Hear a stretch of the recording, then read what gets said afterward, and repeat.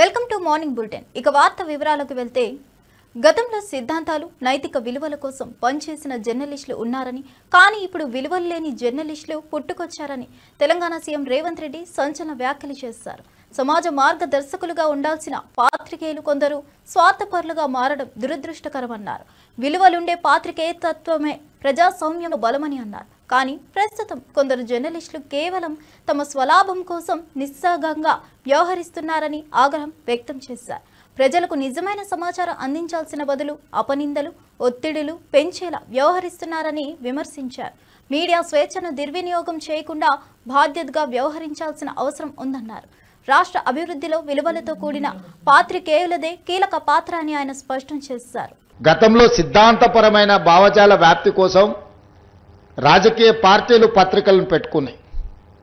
వాళ్ళు నమ్మిన సిద్ధాంతాన్ని ప్రజలకు చేరవేసిన సిద్ధాంతాన్ని ప్రజలలో సుస్థిరపరచడానికి ఆనాడు రాజకీయ పార్టీలు ఈ పత్రికలను పెట్టుకున్నాయి.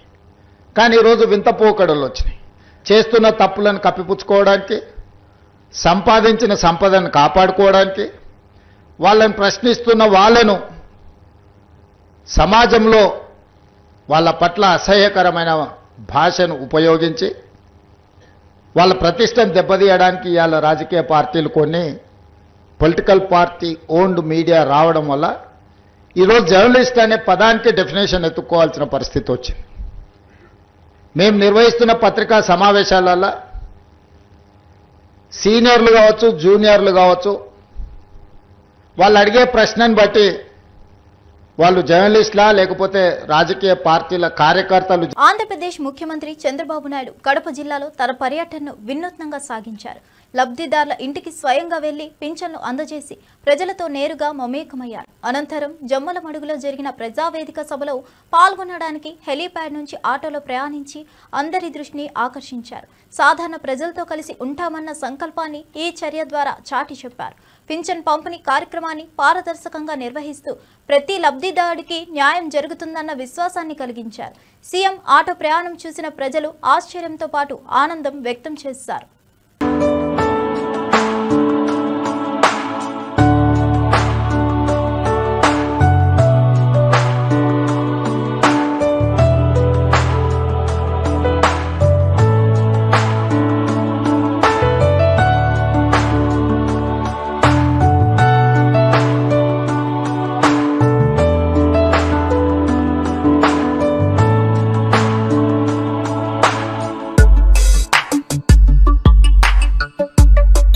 ప్రజలకు ఇచ్చిన ప్రతి హామీని నెరవేర్చేందుకు ప్రభుత్వం కట్టుబడి ఉందని రెవెన్యూ శాఖ మంత్రి పొంగులేటి శ్రీనివాసరెడ్డి ప్రకటించారు. సంక్షేమమే ప్రభుత్వ ప్రధాన లక్ష్యమని, అన్ని వర్గాలకు మేలు కలిగే విధంగా పథకాలను అమలు చేస్తున్నామని తెలిపారు. ప్రజల అవసరాలను గుర్తించి వారికి అవసరమైన సహాయం అందించే దిశగా చర్యలు చేపట్టామని పేర్కొన్నారు. ఆదివాసీలు, రైతులు, వృద్ధులు, మహిళలు, నిరుద్యోగులకు కేంద్రంగా పథకాలు రూపుదిద్దుకుంటున్నాయని చెప్పారు. ముఖ్యమంత్రి రేవంత్ రెడ్డి మార్గదర్శనంలో పాలన ముందుకెళ్తుందన్నారు.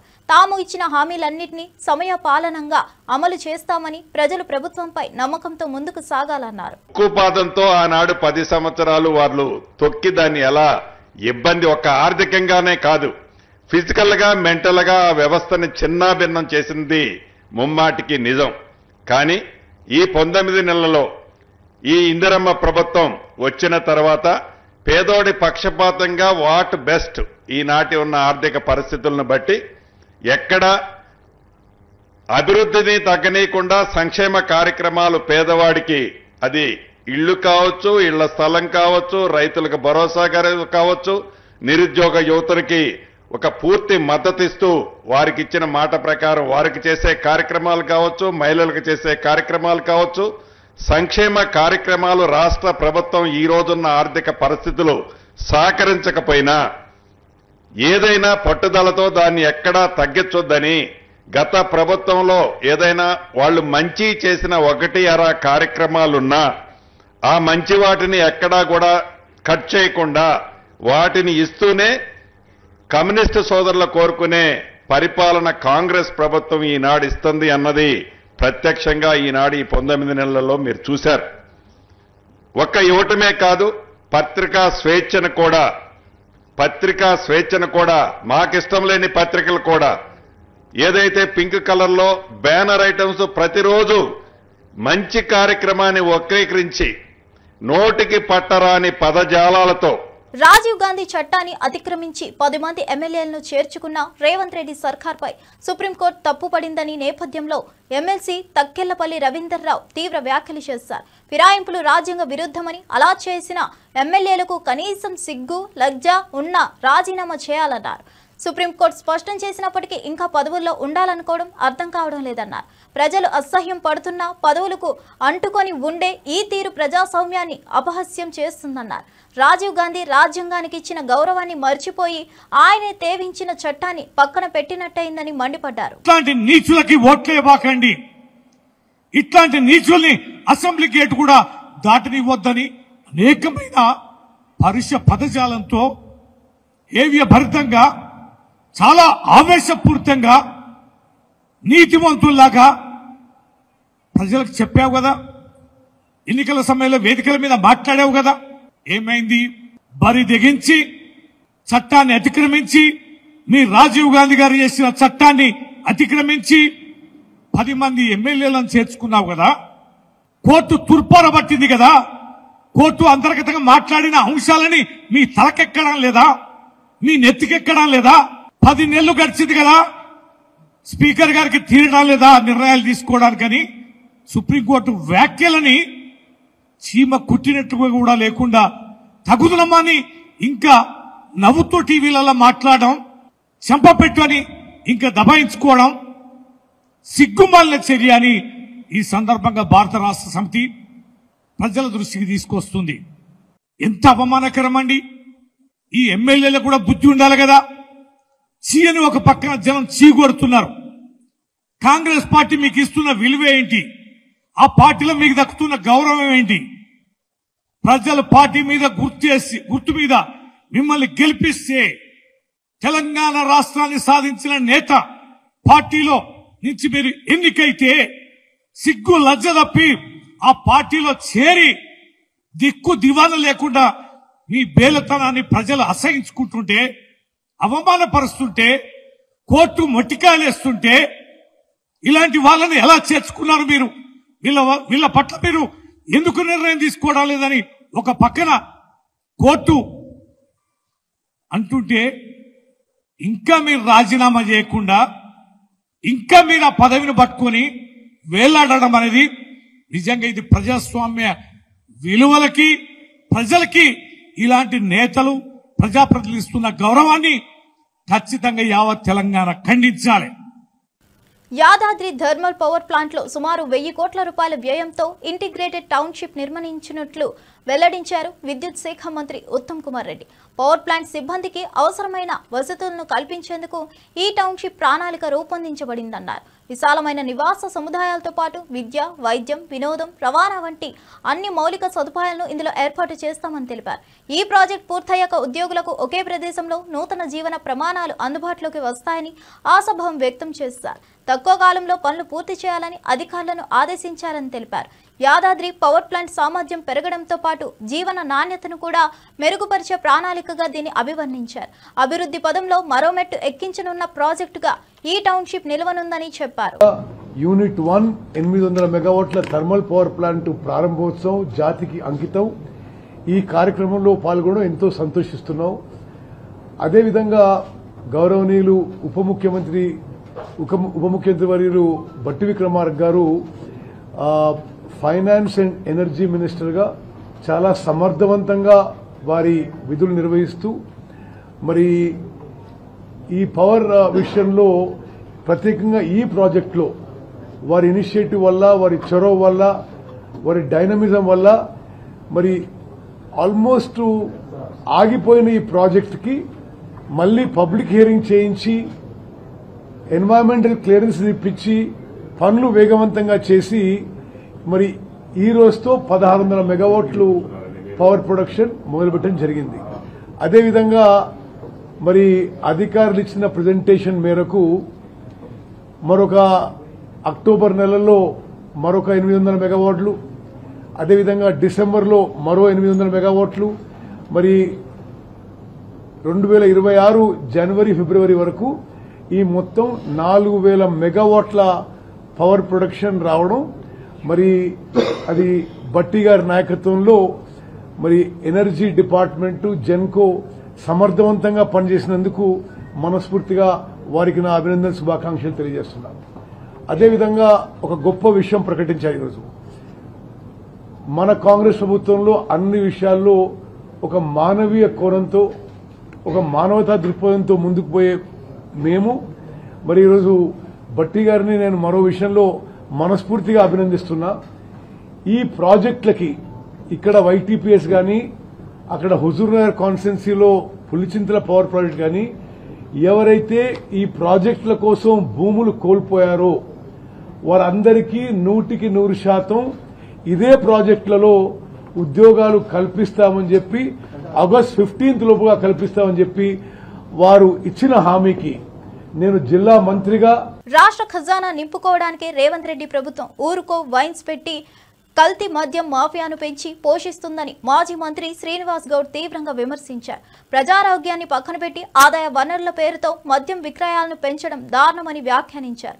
వైన్స్ సంఖ్యను పెంచి రాష్ట్ర ప్రజల జీవితాలతో చెలగాటం ఆడుతున్నారని మండిపడ్డారు. యువతను నాశనం చేసే ఈ విధానం బీజేపీ కాంగ్రెస్ కూటమి పాలన అసలు ఏంటనేది స్పష్టంగా చూపుతుందన్నారు. గత ప్రభుత్వాలు కనీసం నియంత్రణ చర్యలు తీసుకున్నా ఇప్పుడు మాత్రం మొత్తం వ్యవస్థను కల్తీ మద్యం మాఫియా చేతుల్లోకి వదిలేశారని ఆరోపించారు.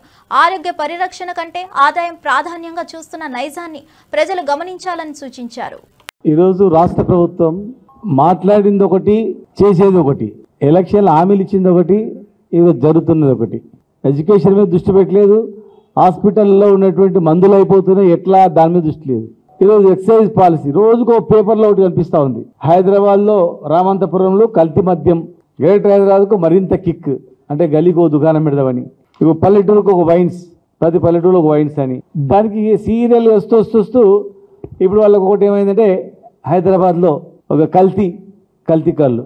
మద్య నిషేధం చేస్తామని అన్నారు, బెల్ట్ షాపులు బంద్ చేయాలని చెప్పి అన్నారు. మీరు చెప్పింది ఏంది, చేస్తున్నది ఒక్క బెల్ట్ షాపుని మీరు బంద్ చేసిందా? మరి ఇంకా టెట్రా ప్యాక్లు వస్తున్నాయి. టెట్రా ప్యాక్స్ చిన్న జేబుల 60 ml 90 ml వాళ్ళు చిన్న జేబులు వేసుకొని పోవచ్చు అంతే. ఆటోలో పోతూ లేకపోతే లైట్ పడ్డదనుకో, లైట్ పడగానే ఆ లైట్ తీసే లోపల లట్టుకుని ఇట్లా నోట్లో వేసుకోవాలి, నీళ్ళు తాగాలి, పోవాలి అంతే. కాదు ఆటోలో పోతా అంటే పూర్తి అందుబాటులో ఒక పాన్ తిన్నట్ల. బయట ఓటోలకు ఎంత ఇబ్బంది అవుతుంది. టెట్రా ప్యాకులు తెస్తున్న వాస్తవమా కాదా? కొత్త కంపెనీలను ఆహ్వానించారు, ఇప్పుడు రెడీ ఉన్నాయి, ఆల్రెడీ టెండర్స్ కాల్ఫర్ చేసారు. ఏవో పేర్లు, కొత్త పేర్లు, బొంబి బీర్లు, బిర్యానీ బీర్లు, బంబం బీర్లు, ఒకటి కొంటే 2 ఫ్రీ, ఇలాంటివి. అందుకే ఈరోజు నేను చెప్తా ఉన్నాం, ఇదంతా లిక్కర్ మాఫియా, లిక్కర్ సిండికేట్ చేస్తున్నటువంటి కుట్ర. ఇది పైసలు దోచుకోవడానికి, పైసలు మొత్తం చేసుకోవడానికి, 2 రకాల దోపిడీ చేయడానికి. అఫీషియల్గా ఇన్కమ్ వస్తుంది, ప్లస్ కంపెనీల నుంచి కూడా డబ్బులు వస్తాయి. దీన్ని రుచి మరిగి ఇక దీన్ని ఇంకా ఎక్కువ చేస్తే బాగుంటుంది, ఇంకా ఎక్కువ డబ్బులు వస్తాయనేటువంటి ఆశతోనే ఈ టెట్రా ప్యాకులు, కొత్త కంపెనీలు, ఊరుకు దుకాణము, హైదరాబాద్లో దుకాణాలు బంద్, ఇంకా షాపులు ఉంచడం అనేది. కల్తీ పేరు చెప్పి నిషేధిస్తామంటే దానికి ఒప్పుకోం. చెట్లు లేకపోతే అలాట్మెంట్ చేయండి. సిటీకి దగ్గర ½ an hour జర్నీలో అనేక రకాల లక్షల చెట్లు ఉన్నాయి. కల్లకుర్తి, ఆమన్గల్లు, చౌటుప్పలు, భువనగిరి చాలా ఉన్నాయి. మీరు హోంమంత్రి పదవి నుంచి అనితను తప్పిస్తారన్న భయంతోనే ఆమె మాట్లాడుతున్నట్లు కనిపిస్తుందని మాజీ మంత్రి అంబటి రాంబాబు తీవ్రంగా విమర్శించారు. మాజీ సీఎం జగన్ కుటుంబ విషయాలపై మాట్లాడే హక్కు అనితకు ఎక్కడి నుండి వచ్చిందని ప్రశ్నించారు. మీ పుట్ట పూర్వత్రాల గురించి మాకు తెలియదా అని అనుకుంటున్నారా? మేము మాట్లాడితే అది ఎక్కడి దాకా వెళ్తుందో తెలుసుకోండి అని గట్టిగా హెచ్చరించారు. రాజకీయాల్లో పరస్పర గౌరవం ఉండాలని, కుటుంబ అంశాలను రాజకీయం చేయడం సరికాదన్నారు. అనిత అనవసరంగా వ్యక్తిగత వ్యాఖ్యలతో వేదికలను దుర్వినియోగం చేస్తున్నారని ఆగ్రహం వ్యక్తం చేశారు. అసెంబ్లీలో చర్చలు ఆచరణాత్మకంగా ఉండాలంటే మినిమం పరస్పర గౌరవం అవసరమన్నారు. మరి నువ్వు చేసిన దీనివల్ల, నువ్వు చెప్పే సోకాల్డ్ మేజర్ పెద్ద బ్రాండ్స్ అన్ని వచ్చినందువల్ల రెవెన్యూ 30-40% పెరిగిండాల. మరి ఎందుకు నార్మల్ గ్రోతే ఉంది, 10% ఉంది. మా హయాంలో డిస్కరేజ్ చేశాము, వాల్యూమ్స్ తగ్గినాయి, రెవెన్యూ పెరిగింది ట్యాక్సుల వల్ల, క్లియర్ కనపడుతుంది. నీ హయాంలో వాల్యూమ్స్ ముబ్బడిగా పెంచినావు, రెవెన్యూ పెరగాలి అనుకున్నట్టు. షాపులు కింది వరకు తీసుకెళ్ళావు, ఇండ్లలో పెట్టండి ఒకటే. ఇప్పుడు డోర్ డెలివరీ కూడా అంటున్నారు మీ స్విగ్గీలో ఇట్లా వాటి ద్వారా. ఊర్లలో అయితే డోర్ డెలివరీ చేస్తున్నారు అంటున్నారు. ఈ స్కామ్ ఉంది మేము ఇది చేస్తాం అది చేస్తాం అన్నప్పుడు ఎన్నికలు అయిపోయి అతను అరెస్ట్ అయింది 90 రోజుల ముందు. అన్ని రోజులు అక్కడే పెట్టుకొని కూర్చుంటాడా? 11 కోట్లు ఇది చేయడం అది పెద్ద కష్టమా? అది ఉన్నట్టుండి 3 నెలల ముందు వాళ్ళ ఇళ్లలోనే రైడ్స్ జరిగాయి. ఆ రోజు ఎందుకు దొరకలే? ఈ రోజే సడన్గా ఎట్లా దొరికింది? ఇవన్నీ క్వశ్చన్లు వస్తాయి. అంటే ఆ రోజు పేపర్ చదివేవాడికి అంతకంటే లోతుగా ఆలోచించాడు. అమ్మాయి 11 కోట్లు దొరికింది, ఓహో ఇక్కడ ఏదో ఉంది అని అనుకోవాలి. ఇంకోడు ఎన్నికల సమయంలో దొరికిందని ఆ రోజే అతను క్లెయిమ్ చేశాడు. ఆ రోజే ఒక పెద్ద మనిషి ఎవరో ఇది నాదన్నాడు. కొన్ని ఈ రోజు కాదు, ఇప్పుడంటే స్కామ్ అంటున్నారు, లింక్ చెవిరెడ్డి భాస్కర్కి లింక్ చేస్తున్నారు. ఆ రోజు తెలియదు. మరి ఆ రోజు నుంచే అతను అప్పుడే కోర్టులో వేశాడు. ఈ రోజు నువ్వు ఉన్నట్టుని తెచ్చి రెండింటిని కలిపి ఇది ఎలక్షన్లు అంటున్నావు. మిథున్ రెడ్డికి సంబంధించినంత వరకు నా దగ్గర లేవు, చూశాను కానీ అతను కావాలంటే రిలీజ్ చేస్తాడు. మా ఎంపీ లోక్సభలో మా పార్టీ నాయకుడు మిథున్ రెడ్డి వాళ్ళ కంపెనీకి సంబంధించి ఒక పర్టికులర్ కంపెనీ నుంచి వర్క్ కోసం అడ్వాన్స్ వచ్చింది. వర్క్ అలొకేషన్ కాలా, ఇవ్వలేకపోయారు సబ్ కాంట్రాక్టు, మళ్ళీ వెనక్కి వెళ్ళింది. ఎప్పుడు ఇది 1920-21 ఎప్పుడో ఆ మధ్య, అప్పుడు కోవిడ్ టైం అనుకుంటా. కోవిడ్ టైంలో మరి ఆ రోజు మిథున్ రెడ్డి కలగా నింటాడా? అప్పుడే ట్రాన్సాక్షన్ ఓహో ఫ్యూచర్లో చంద్రబాబు నాయుడు వస్తారు. ముస్లిమేతర బీసీల ప్రాతినిధ్యం గత ప్రభుత్వంలో 52% ఉండగా ప్రస్తుత సీఎం రేవంత్ రెడ్డి దాన్ని 46%కి తగ్గించారని మండిపడ్డారు. ఎమ్మెల్సీ దాసోజు శ్రవణ్ కుమార్ కులగణన సర్వే రిపోర్టును దాచిపెట్టడం ఏంటని ప్రశ్నించారు. ఢిల్లీలో డ్రామాలు చేస్తూ బీసీ హక్కులను కాలరాస్తూ రేవంత్ చరిత్రలో బీసీ ద్రోహిగా నిలిచిపోతారని హెచ్చరించారు. బీసీలకు న్యాయం చేయాల్సిన బాధ్యత ఉన్న సీఎంగా వారి ప్రాతినిధ్యాన్ని తగ్గించడం తీవ్రంగా తీసుకోవాల్సిన అంశమన్నారు. సర్వే ఫలితాలను బయటపెట్టి బీసీలకు తగిన హక్కులు కల్పించాలని డిమాండ్ చేశారు. ఢిల్లీలో మాటలు, రాష్ట్రంలో తప్పుడు చర్యలు అంటే అది బీసీలను మోసం చేసినట్లేనని ధ్వజమెత్తారు. మీడియా మిత్రులారా, అట్లే ఉంటుందా? ప్రభుత్వం నడిపే పద్ధతి అదేనా? ఒక బిల్లు పోయిన తర్వాత, ఒక కీలకమైన బిల్లు, కోట్ల మంది ప్రజలు ఎదురు చూసే బిల్లు, దాని పట్ల ఒక లీగల్ క్వైరీ వచ్చినా, లేకపోతే రిజెక్ట్ చేసినా, లేకపోతే ఇంకేదైనా సమాధానం కావాలని చెప్పి అడిగిన తర్వాత, don't you think it is the customary, it's an obligation and part of the chief minister to communicate the people of Telangana? ప్రజల బిల్లు కదా అది. నువ్వు ప్రజల బిల్లును ప్రజలకు చెప్పకుండా పంపినా అని చెప్పని బుల్డోజ్ చేసి పడేసి, వాళ్ళని ఏదో చిట్ చాట్ చేసి పడేసి, వాళ్లకు చెక్కలుగులు పెట్టి పంపిస్తే ఇది ఎక్కడ ముచ్చట? ఇది మోసం, దగా. నేను మళ్ళీ చెప్తా ఉన్నాను, 160 కోట్ల రూపాయలు పెట్టి నువ్వు కాస్ట్ సర్వే రిపోర్ట్ చేసినావు, ఫైన్. ఇంతమంది సోదరులు చెప్పిండ్రు ఆ రిపోర్ట్ చేసిన పద్ధతి తప్పు అని చెప్పని. ప్లానింగ్ కమిషన్ ద్వారా కాదు, డెడికేటెడ్ ఇండిపెండెంట్ కమిషన్ ద్వారా, నిరంజన్ గారి ద్వారా జరిపించాల్సి ఉండే అని చెప్పని చెప్పిండ్రు. నెత్తిమే నోరు పెట్టుకొని మొత్తుకున్నాడు ఆయన. Ever since the cost census చర్చ వచ్చిన ప్రతిసారి కూడా ఆయన నెత్తిమే నోరు పెట్టుకొని ప్రభుత్వం ఇట్లా చేయాలని చెప్పని చెప్పిండ్రు. వినలేదు, చేసిన రిపోర్ట్ ను బయట ఎందుకు పెట్టావాను? మా రిపోర్టే అది, మేము ఎంతమంది ఉన్నామో మాకెంత అని మేము అడుగుతామని చెప్పని భయానికి నువ్వు బయట పెడతలేవా? చెప్పు నాకు. నువ్వు క్లాసిఫైడ్ డేటా ఇచ్చి పడేసి అసెంబ్లీకి ఏదో ఇచ్చినా అని చెప్పినావు. డీటెయిల్ రిపోర్ట్ రాహుల్ గాంధీకి ఇచ్చినావు. రాహుల్ గాంధీకి లెజిటిమేట్ రైట్ ఉన్నప్పుడు నాకెందుకు లేదు లెజిటిమేట్ రైట్? ఆయన సిటిజన్, నేను ఒక బ్యాక్వర్డ్ క్లాస్ లెజిస్లేటర్. నువ్వు కనీసం అసెంబ్లీలో పెట్టావు, కౌన్సిల్లో పెట్టావు. Caste survey report confidential, Bhusani Venkateswara Rao report confidential, expert group report confidential. ఇదేం కాన్ఫిడెన్షియాలిటీ? ఇది ప్రజాస్వామ్యమా? ఇదేమన్నా రేవంత్ రెడ్డి ఏకస్వామ్య నియంతృత్వ రాజ్యమా? ఇదేమన్నా అంబేద్కర్ రాజ్యాంగమా, అనుమల రాజ్యాంగమా? ఇది పొద్దున్నేస్తే పారదర్శకత ప్రజాపాలన మాట్లాడే రాహుల్ గాంధీ గారు మీరన్న సమాధానం చెప్పండి. మీనాక్షి నటరాజన్ గారు మీరన్న సమాధానం చెప్పండి. మహేష్ గౌడ్ గారు మీరన్న సమాధానం చెప్పండి. What nonsense is this? How come 3 important reports pertaining to the future of backward classes are kept confidential? మాకు అనుమానాలు ఉన్నాయి ఆ రిపోర్ట్లని తప్పని చెప్పని. ఎందుకు అంటే గత ప్రభుత్వం చేసినటువంటి ఒక సర్వేలో బీసీలు 52% ఉన్నారు అని చెప్పని. ముస్లిమేతర బీసీలు 52% ఉంటే నువ్వు దాన్ని 46% తీసుకొచ్చినావు. మేము అయినా పర్వాలేదు, సచివాడి పెళ్లికి వచ్చిందే కట్నం అని చెప్పని ఏం చేయలేక చేతులు ముడుచుకొని కూర్చున్నాం. డేటా బయటికి పెట్టు. డెడికేటెడ్ కమిషన్ ట్రిపుల్ టెస్ట్ ప్రకారంగా, సెకండ్ ప్రిన్సిపల్ ప్రకారంగా, the government Bhusani Venkateswara Rao report is supposed to identify the unit wise political backwardness based on which you have to arrive at the percentage of the reservation that they are supposed to get. Unit wise అంటే ఏంటి? ఏ గ్రామంలో ఏ కులాల వాళ్ళు ఎంతమంది ఉన్నారు, ఆయా కులాల వాళ్లకు ఎన్నిసార్లు రాజకీయ ప్రాతినిధ్యం లభించింది, రాలేదని చెప్పని వార్డ్ అయినా, డివిజన్ అయినా, గ్రామమైనా, మండలమైనా, జిల్లా పరిషత్ పరిధి అయినా ఇవన్నీ కూడా బయటికి రావాలా? ఎందుకు పెట్టరు సార్ మీరు? బయట ఎందుకు పెట్టరు మీరు? ప్రజలకు ఇవ్వవు, శాసనసభ్యులకు ఇవ్వవు. వైద్యం, విద్య రంగాలపై ప్రభుత్వ ప్రాధాన్యత మరింత పెరిగిందని డిప్యూటీ సీఎం భట్టి విక్రమార్క పేర్కొన్నారు.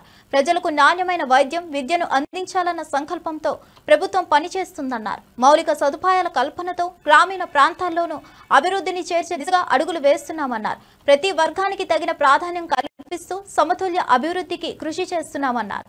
హాస్పిటళ్లు, స్కూళ్లు, రోడ్లు, మంచినీరు వంటి సదుపాయాలపై ప్రభుత్వం దృష్టి సారించిందని తెలిపారు. సామాన్యుల అవసరాలే తమకు మార్గదర్శకమని వాటిని తీర్చడంలో రాజీ పడేది లేదన్నారు. యాదాద్రి పవర్ ప్రాజెక్టులో పనిచేయడం, అక్కడ పోవటం వల్ల అన్ని వసతులు మా అందరికీ ఉంటాయనేటువంటి భావం కల్పించే విధంగా మేము అన్ని కార్యక్రమాలు ఏర్పాటు చేస్తాం. మీకు best of the best school మీ పిల్లలకి ఇక్కడ ఇంటర్నేషనల్ స్టాండర్డ్స్ లో best of the best school మీ పిల్లలతో పాటు ఈ పరిసర ప్రాంతాల్లో ఈ ప్రాజెక్టును పెట్టుకోవడానికి సహకరించినటువంటి ఈ ప్రాంత ప్రజలకు కూడా best of the best education ఈ ప్రాజెక్ట్ రావటం వల్ల మాకు వచ్చిందనేటువంటి భావం వాళ్లకు కూడా కలిగేటట్టుగా ఈ కార్యక్రమాన్ని ఇక్కడ ఏర్పాటు చేసి ఒక ఇంటర్నేషనల్ స్టాండర్డ్ లో international young India international school ని ఈ ప్రాంతంలో ఇక్కడ పెట్టబోతా ఉన్నాం.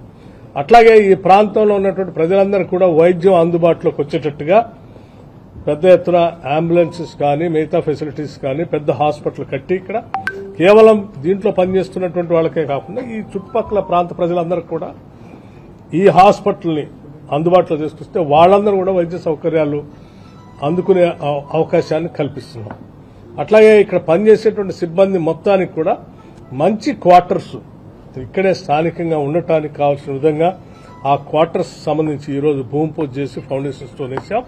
సో ఇక్కడ పనిచేసే సిబ్బందికి ఈ పరిసరాల ప్రాంతాల్లో ఉన్నటువంటి ప్రజలకి ఈ ప్రాజెక్టు ఇక్కడ పెట్టడం వల్ల ఇబ్బంది లేకుండా వాళ్ళకి మేలు జరిగిందనే విధంగా కావాల్సినటువంటి ఇన్ఫ్రాస్ట్రక్చర్ మొత్తాన్ని ఒక ప్లాన్డ్ గా స్థానిక మంత్రులు అందరూ అడిగిన దానిపైన వాళ్ళు చెప్పిన ప్రజల ఆలోచనలన్నీ వాళ్ళు చెప్పిన దాన్ని పరిగణలో తీసుకుని వాటన్నిటిని కూడా ఒక యాక్షన్ ప్లాన్ తయారు చేసి చేసుకుంటూ ముందుకు పోతా ఉన్నాం. అట్లాగే ఇక్కడ నుంచి ట్రాన్స్పోర్టేషన్ పెరుగుతుందనేటువంటి భావంతో చుట్టుపక్కల ఉన్న గ్రామాలకి పొల్యూషన్ నుంచి యాష్ ట్రాన్స్పోర్టేషన్ జరిగేటప్పుడు రోడ్లు దెబ్బతినకుండా ఉండాలని ఒక సీసీ రోడ్డు కావాలనంటే ఆ సీసీ రోడ్డును కూడా శాంక్షన్ చేసి దానికి పనులు కూడా మొదలైనాయి. సో ఈ పరిసర ప్రాంతాల్లో ఇన్ఫ్రాస్ట్రక్చర్ అంతా ఒక ఫ్యాక్టరీ పెట్టడమే కాకుండా చుట్టుపక్కల ఇన్ఫ్రాస్ట్రక్చర్ కూడా పెద్ద ఎత్తున అమలు చేస్తూ ఉన్నాం.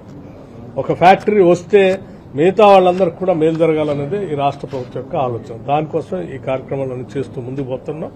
ఈ రోజు రెండో యూనిట్ అంటే వాళ్ళు మేము గతంలో యూనిట్ 2ని డెడికేట్ చేశాం. ఇప్పుడు యూనిట్ 1 అంటే 2 యూనిట్లు స్టేజ్ 1లో ఉన్నటువంటి వాటిని కంప్లీట్ చేశాం. రాబోయే మిగతా 3 యూనిట్లు కూడా స్టేజ్ 2లో ఉన్నట్టు కూడా ఈ సంవత్సరమే డిసెంబర్ లోపల కంప్లీట్ చేయబోతున్నాం. ఆ టార్గెట్ ప్రకారమే ముందుకు పోతా ఉన్నాం. దీంట్లో మేము ఫిక్స్ చేసుకున్న క్యాలెండర్ ప్రకారం సక్సెస్ అవుతూ ముందుకు పోతున్నాం కాబట్టి భారం లేకుండా ముందుకు తీసుకొని పోవచ్చు. I wish all the best to the employees who are all working here. Srisailam Mallanna స్వామివారి హుండీ నగదు దొంగలించిన కేసులో కాంట్రాక్ట్ పరిచయకుడు విద్యాధర్ను పోలీసులు అరెస్ట్ చేశారు. హుండీలో నగదు దాచే సమయంలో 12 సార్లు చోరీ చేసినట్టు గుర్తించారు. మొత్తం 3.79 లక్షల హుండీ నగదును దొంగలించిన విద్యాధర్ ఆ సొమ్ముతో రాయల్ ఎన్ఫీల్డ్ బైక్ కొనుగోలు చేసి జల్సాలు చేశాడని శ్రీశైలం సీఐ వెల్లడించారు. పోలీసులు నిందితుడి వద్ద నుంచి 1.24 లక్షల నగదు రాయల్ ఎన్ఫీల్డ్ బైక్ ను స్వాధీనం చేసుకున్నారు. గత నెల 16న జరిగిన చోరీ ఘటనపై ఆలయ అధికారులు ఇచ్చిన ఫిర్యాదు మేరకు కేసు నమోదు చేసిన పోలీసులు సాంకేతిక ఆధారాలతో విచారణ జరిపి నిందితుడిని పట్టుకున్నారు. ఆలయ పరిశుద్ధతకు భంగం కలిగించే ఈ ఘటన భక్తులను కలిచివేసింది. భద్రతను మరింత పటిష్టం చేయాలని భక్తులు డిమాండ్ చేస్తున్నారు. ఈ నెల అనగా 16/7/2025న శ్రీ భ్రమరంబ మల్లికార్జున స్వామి వారి దేవస్థానంలో మల్లికార్జున స్వామి ఆలయంలో హుండీలో దొంగతనం జరిగిందని చెప్పేసి దేవస్థానం సిఎస్ గారికి ఫిర్యాదు మేరకు కేసు నమోదు చేయడం జరిగింది. ఆ ఫిర్యాదు కేసు నమోదు చేసిన దర్యాప్తులో భాగంగా పూజారి గురించి వెతకగా ఈ దినం ఉదయం అతన్ని పట్టుకోవడం జరిగింది. అతను పట్టుకొని విచారించగా అతను హుండీలో ఇప్పటికీ అవైలబుల్ బ్యాకప్ ప్రకారం 12 సార్లు హుండీలో దొంగతనం చేయడం జరిగింది. ఆ 12 సార్లు దొంగతనం చేసిన అమౌంట్లో కొంత భాగాన్ని రాయల్ ఎన్ఫీల్డ్ బైక్ కొనుక్కోవడం జరిగింది. అతని వద్ద ఈరోజు 1,24,200 రూపాయలు నగదును సీజ్ చేయడం జరిగింది. అదేవిధంగా కొంత అమౌంట్ని అతని ఇంటిని బాగు చేసుకోవడానికి ఖర్చు పెట్టడం జరిగింది. టోటల్గా అతను హుండీలో నుంచి 3,79,200 రూపాయలు దొంగతనం అంటే 12 డేట్స్లో దొంగతనం చేయడం జరిగింది. అందులో మేము ఈరోజు సుమారు 2,79,200 రూపాయల నగదును సీజ్ చేసి అతనిని అరెస్టు చేసి రిమాండ్ నిమిత్తం ఆత్మకూరు కోర్టు నందు ప్రవేశపెట్టడం జరిగింది. ప్రస్తుత ప్రభుత్వ హయాంలో మద్యం వినియోగం అధికమైందే తప్ప ఆదాయం పెరగలేదని వ్యాఖ్యానించారు వైఎస్ఆర్సీపీ రాష్ట్ర కోఆర్డినేటర్ సజ్జల రామకృష్ణ. నారా చంద్రబాబు నాయుడు ప్రచారం చేస్తున్న మద్యం బ్రాండ్స్ వల్ల ప్రజల ఆరోగ్యానికి హాని తప్ప లాభం లేదని విమర్శించారు. తమ ప్రభుత్వ కాలంలో వినియోగం తగ్గుతూ ఆదాయం పెరిగిందని గుర్తు చేశారు. జగన్ పర్యటనల సందర్భంగా ప్రజలు రాకుండా గుంతలు తవ్వడం దురదృష్టకరమని అన్నారు. రోడ్డులో గుంతలు తవ్వి అపతులే తలబెడుతున్నారని, ఇది ప్రజాస్వామ్యానికి మచ్చపెట్టే చర్యలుగా పేర్కొన్నారు. భవిష్యత్తులో గోడలు కడతారేమోనన్న స్థాయికి చేరారని ఎద్దేవా చేశారు. ప్రజా ఆకాంక్షలపై ప్రయాణించే నేతను అడ్డుకోవడమేంటని ప్రశ్నించారు. మరి నువ్వు చేసిన దీనివల్ల, నువ్వు చెప్పే సోకాల్డ్ మేజర్ పెద్ద బ్రాండ్స్ అన్ని వచ్చినందువల్ల రెవెన్యూ 30-40% పెరిగిండాలా? మరి ఎందుకు నార్మల్ గ్రోతే ఉంది, 10% ఉంది? మా హయాంలో డిస్కరేజ్ చేశాము, వాల్యూమ్స్ తగ్గినాయి, రెవెన్యూ పెరిగింది ట్యాక్సుల వల్ల, క్లియర్ కనపడుతుంది. నీ హయాంలో వాల్యూమ్స్ ఇబ్బడిముబ్బడిగా పెంచినావు, రెవెన్యూ పెరగాలి అనుకున్నట్టు. షాపులు కింది వరకు తీసుకెళ్ళావు, ఇండ్లలో పెట్టండి ఒకటే. ఇప్పుడు డోర్ డెలివరీ కూడా అంటున్నారు మీ స్విగ్గీలో ఇట్లా వాటి ద్వారా. ఊర్లలో అయితే డోర్ డెలివరీ చేస్తున్నారు అంటున్నారు. ఈ స్కామ్ ఉంది మేము ఇది చేస్తాం అది చేస్తాం అన్నప్పుడు ఎన్నికలు అయిపోయి అతను అరెస్ట్ అయింది 90 రోజుల ముందు. అన్ని రోజులు అక్కడే పెట్టుకొని కూర్చుంటాడా? 11 కోట్లు ఇది చేయడం అది పెద్ద కష్టమా? అది ఉన్నట్టుండి. మైనంపల్లి అనుచరులు సోషల్ మీడియాలో మహిళలపై అభ్యంతరకర పోస్టులు పెడుతున్నారని ఆరోపిస్తూ మల్కాజ్గిరి నియోజకవర్గానికి చెందిన బీఆర్ఎస్ మహిళా కార్పొరేటర్లు మానవ హక్కుల కమిషన్ను ఆశ్రయించారు. తమపై దాడులు జరిగిన ఆల్వాల్ పోలీస్ స్టేషన్లో ఫిర్యాదు చేసిన స్పందన లేకపోవడం పట్ల తీవ్ర ఆవేదన వ్యక్తం చేశారు. కాంగ్రెస్ పార్టీకి చెందిన మైనంపల్లి అనుచరులు రాజకీయ పరంగా కక్షగట్టుకొని సోషల్ మీడియాలో దుష్ప్రచారం చేస్తున్నారని పేర్కొన్నారు. ముఖ్యంగా మహిళలను కించపరిచేలా వీడియోలు, పోస్టులు పెడుతున్నారని వివరించారు. మల్కాజ్గిరి గౌతమ్ నగర్ డివిజన్ కార్పొరేటర్ సునీత యాదవ్ ఆధ్వర్యంలో కమిషన్ను కలిసి ఫిర్యాదు చేశారు. ఈ కార్యక్రమంలో ఆల్వాల్ డివిజన్ కార్పొరేటర్ శాంతి శ్రీనివాసరెడ్డి, వెంకటాపురం డివిజన్ కార్పొరేటర్ సబితా కిషోర్, ఇతర బీఆర్ఎస్ నేతలు పాల్గొన్నారు. మమ్మల్ని పరామర్శించడానికి రావడం జరిగింది. పరామర్శించే సందర్భంలో చేసిన వీడియోలు అవి అసభ్యకరంగా ఇన్స్టాలలో పోస్ట్ చేస్తూ వాటిని మమ్మల్ని లేడీస్ అని చూడకుండా అవమానించడం జరుగుతుంది. మేము వాళ్ళని ఒకటే ప్రశ్నిస్తున్నాము, వాళ్ళకి అక్క చెల్లెలు లేదా, తల్లి లేదా, మాలాంటి తల్లి లేదా అని చెప్పేసి కూడా ప్రశ్నిస్తున్నాము. అంతేకాదు ఇన్స్టాల్లో వేల మంది కూడా వీటి షేర్ చేయడం జరుగుతుంది. వాళ్ళు ఏదైనా సమాజానికి ఉపయోగపడేటివి షేర్ చేస్తే బాగుంటది, కానీ ఇట్లాంటివి ఖండించాలి కానీ షేర్ చేస్తున్నారు. దీని మీద ఎట్లాగైనా మేము మా అల్వాల్లో కూడా కంప్లైంట్ ఇవ్వడం జరిగింది, కానీ వాళ్ళు ఎటువంటి కూడా వాళ్ళు న్యాయం చేయట్లేరు మాకు. అందుకోసమే మానవ హక్కుల కమిషన్ కి రావడం జరిగింది. వాళ్ళ పైన కూడా చర్యలు తీసుకోవాలని చెప్పేసి మేము ఇక్కడ చెప్పడం జరిగింది. అంతేకాదు ఇప్పుడు మేము ఉమెన్ కమిషన్ దగ్గరికి కూడా వెళ్తున్నాము. ఇది కూడా మాకు ఇక్కడ కూడా న్యాయం జరగకపోతే కాంగ్రెస్ పార్టీ ఇన్ఛార్జ్ అయిన మీనాక్షి నటరాజన్ గారిని కూడా యాజ్ ఏ మహిళగా ఆమెను కూడా కలిసి మేము మా బాధని చెప్పుకుంటామని చెప్పేసి కూడా తెలియజేస్తున్నాం. 10 ఏళ్ల పాలనలో కేసీఆర్ విచ్చలవిడిగా అప్పులు చేసి రాష్ట్రాన్ని ఆర్థిక సంక్షోభంలోకి నెట్టారని టీపీసీసీ వర్కింగ్ ప్రెసిడెంట్ బొమ్మ మహేష్ కుమార్ గౌడ్ విమర్శించారు. బీఆర్ఎస్ హయాంలో జరిగిన దుర్వినియోగం, కుంభకోణాల మూలంగా రాష్ట్ర భవిష్యత్తే దెబ్బతిందని ఆవేదన వ్యక్తం చేశారు. ఇప్పటికే ప్రజలు బీఆర్ఎస్ ను తిరస్కరించారని, సోనియా గాంధీ ఇచ్చిన వాగ్దానంపై ప్రజల్లో ఇప్పటికీ గాఢమైన విశ్వాసం ఉందన్నారు. రాజీవ్ అయాస్, ఇంద్రమ్మ ఇల్లు వంటి పథకాలు ప్రజల గుండెల్లో నిలిచిపోయాయని తెలిపారు. మరోసారి కాంగ్రెస్ పార్టీ అధికారంలోకి వస్తే ఆ భరోసా కార్యరూపం దాల్చుతుందని స్పష్టం చేశారు. కేసీఆర్ పాలనపై ప్రజల్లో అసంతృప్తి ఎక్కడికక్కడే ఉందని, తెలంగాణ ఆత్మగౌరవాన్ని నిలబెట్టే శక్తి కాంగ్రెస్ కే ఉందన్నారు. ప్రజలు త్వరలోనే మార్పు తీసుకురాబోతున్నారని బొమ్మ మహేష్ ధీమా వ్యక్తం చేశారు. అప్పు తీసుకొచ్చే ముందు కట్టే కెపాసిటీ ఉందా లేదా చూసుకోవాలి. అదేమీ లేకుండా ఇప్పటి ముప్పటిగా అప్పులు చేసి 7.5 లక్షల కోట్ల అప్పు. 65 ఏళ్ల కాంగ్రెస్ టీడీపీ పాలనలో మన అప్పంతా 65,000 కోట్లు మాత్రమే. కానీ 10 ఏళ్ల కేసీఆర్ పాలన 6.5 లక్షల కోట్లు అప్పు తెచ్చింది. ఇవాళ నెల తిరగకుండానే దాదాపు 6,000 కోట్ల రూపాయలు మనం అప్పు, రుణము, ఇన్స్టాల్మెంట్ కడతా ఉన్నాం. ఇంత ఇబ్బంది ఉండి కూడా మనం ఇచ్చిన మాటలు ఒక్కొక్కటిగా పూర్తి చేస్తా ఉన్నాం. అధికారంలోకి వచ్చిన 24 గంటలు ఉచిత బస్సు ఇచ్చాం. అక్కడ మొదలుకొని నిన్న మొన్నటి వరకు ఇచ్చినటువంటి ఇంధనం ఇల్లు కానీ, రేషన్ కార్డులు కానీ, సన్న బియ్యం కానీ ఆషామాషి కార్యక్రమాలు కావు. ఇవన్నీ కూడా ప్రజలకు ఇస్తా ఉన్నాం.